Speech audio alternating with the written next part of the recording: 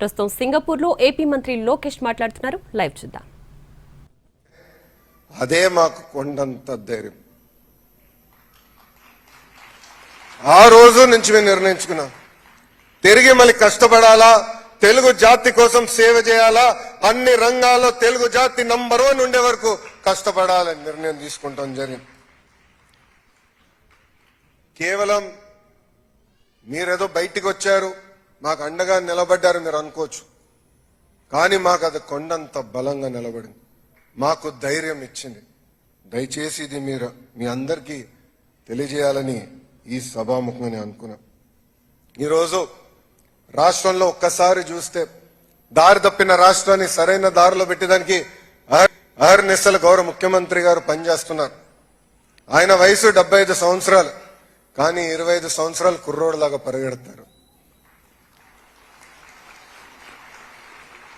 గౌరవ ముఖ్యమంత్రి గారు మొన్న కేబినెట్ మీటింగ్ తర్వాత మా అందరితో భోంచేస్తుంటే ఆయన దగ్గర నుంచి 2 కుర్చీల్లో వదిలేసి అందరం కూర్చుంటున్నాం. అప్పుడు మనసులో అందరం నవ్వుకున్నాం, సూర్యుడి నుంచి కరెక్ట్ డిస్టెన్స్ లో కూర్చోవాలి, దగ్గర కూర్చుంటే ఇబ్బంది, దూరం అవుతే మరీ చలిగా ఉంటుందని. అంటే ఆ ఎనర్జీ, ఆ తపన, రాష్ట్రాన్ని మార్పు తీసుకురావాలి, రాష్ట్రాన్ని ముందలు తీసుకెళ్లాలని అహర్నిశలు ఈ రోజు కూడా కష్టపడుతున్నారు చంద్రబాబు నాయుడు గారు. ఈరోజు స్పీడ్ ఆఫ్ డూయింగ్ బిజినెస్ లో సింగపూర్ ను ఒక రోల్ మోడల్ గా మేము తీసుకుంటున్నాం. ఎప్పుడు లేని విధంగా ఈరోజు ఆంధ్ర రాష్ట్రానికి పెద్ద ఎత్తున పెట్టుబడులు వస్తున్నాయి. ఒకే రాష్ట్రం ఒకే రాజధాని కానీ అభివృద్ధి వికేంద్రీకరణ అనే నినాదంతో మేము ముందరికెళ్తున్నాం. టీజీ భరత్ గారు ఉన్నారు ఇండస్ట్రీస్ మంత్రిగా, పెద్ద ఎత్తున రాయలసీమకు కూడా పెట్టుబడులు తీసుకొస్తున్నాం. ఈ రోజు మీరు చూస్తే అనంతపూర్ కి కియా వచ్చింది, కర్నూలు అనంతపూర్ జిల్లాకి పెద్ద ఎత్తున రెన్యూబుల్ ఎనర్జీ ప్రాజెక్ట్స్ వస్తున్నాయి. ఏకంగా కర్నూలు పట్టణానికి ఒక మొబిలిటీ వ్యాలీగా ప్రకటించి పెద్ద ఎత్తున ఈరోజు పెట్టుబడులు తీసుకొస్తున్నాం. ఇంతేకాదు కడప చిత్తూరులో ఎలక్ట్రానిక్స్ మ్యానుఫ్యాక్చరింగ్ కంపెనీ, నెల్లూరుకి ఇప్పటికే పెద్ద ఎత్తున పరిశ్రమలు వచ్చినాయి, ముందలు కూడా వస్తాయి. ప్రకాశం జిల్లాని ఏకంగా సిబిజీ హబ్ గా మేము నియమించుకున్నాం. ఇంకా గుంటూరు కృష్ణా జిల్లాకు వచ్చగల రాజధాని ఉంది. అంతేకాదు భారతదేశంలోనే తొలి క్వాంటమ్ వ్యాలీ కూడా అమరావతికి తీసుకొచ్చారు గౌరవ ముఖ్యమంత్రి చంద్రబాబు నాయుడు గారు. నేను చెప్పాను కదా, ఆయన ఎప్పుడు 25 సంవత్సరాలు కుర్రోడ్లకు పరిగెడతాడని.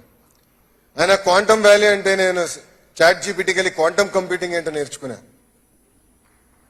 ఆయనకి ఆ ఎనర్జీ ఎక్కడి నుంచి వస్తుందో నాకు ఇప్పటికే అర్థం అవుతుంది. చాలా మంది ఆయన విజనరీ అని చిన్నప్పటి నుంచి నాకు చెప్పేవారు, కానీ ఈ రోజు 4th టర్మ్ లో నేను అది చూస్తున్నా. ఉభయ గోదావరి జిల్లాలో పెద్ద ఎత్తున ఆక్వాని ప్రోత్సహిస్తున్నారు. ఇంకా ఉత్తరాంధ్రలో ఐటీ రంగం, ఫార్మా, మెడికల్ డివైసెస్ మ్యానుఫ్యాక్చరింగ్, అంతెందుకు India's largest steel plant Arcelor Mittal plant కూడా ఉత్తరాంధ్రకి ఈ రోజు కూటమి ప్రభుత్వం తీసుకొస్తాం జరిగింది. ప్రజలు మా పైన పెద్ద ఎత్తున భరోసా పెట్టారు.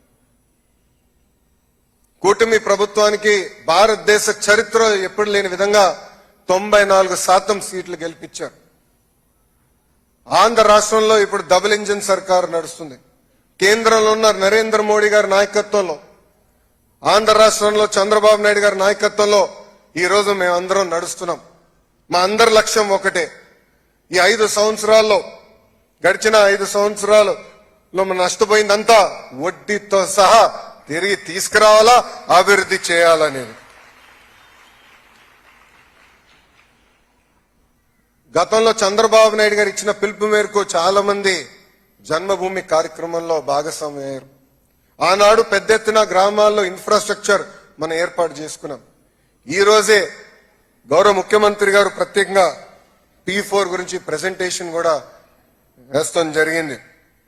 దాంట్లో స్పష్టంగా ఒక హెల్దీ, వెల్దీ, హ్యాపీ ఆంధ్రప్రదేశ్ కోసం మనందరం భాగస్వామ్యం అవ్వాలని గౌరవ ముఖ్యమంత్రి గారు కోరటం జరిగింది. ఇది కేవలం డబ్బులే కాదు, మెంటరింగ్ అనేది చాలా చాలా అవసరం.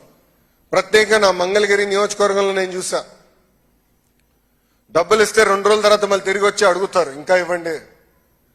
అట్లా కాకుండా వాళ్ళ సొంత కాళ్ళపై నిలబెట్టడానికి అవకాశం కల్పించినప్పుడు వాళ్ళు ఎప్పుడు కలిసినా పలకరించినా నవ్వుతూ ఈ రోజు నేను నా సొంత కాలుపై నిలబడుతున్నా, నేనే దేశానికి ఏకంగా పన్నులు కడుతున్నానని చెప్పే పరిస్థితికి ప్రజలు వస్తారు. అందుకే మిమ్మల్ని అందరినీ ఈ P4 కార్యక్రమాల్లో భాగస్వామ్యం అవ్వాలని ఈ సభాముఖంగా మేము కోరుకుంటాం జరుగుతుంది. ఇక్కడున్న ఎన్ఆర్ఐలు అందరినీ ప్రత్యేకంగా ఒక విషయం కోరాలనుకుంటున్నాం. మీరే మా బ్రాండ్ అంబాసిడర్స్. పెద్దలు ఇప్పుడే చెప్పారు, MSME కంపెనీలు కూడా పెద్ద ఎత్తున ప్రోత్సహించాలని. దాంట్లో ఎలాంటి సందేహం లేదు. ప్రపంచవ్యాప్తంగా 80% ఉద్యోగాలు MSMEల ద్వారానే వస్తాయి. ప్రత్యేకంగా అందుకే ఎకనామిక్ డెవలప్మెంట్ బోర్డు మేము ఏర్పాటు చేశాం. చిన్న కంపెనీ అయినా పెద్ద కంపెనీ అయినా ఎకనామిక్ డెవలప్మెంట్ బోర్డు మీకు అందుబాటులో ఉంటుంది. రండి,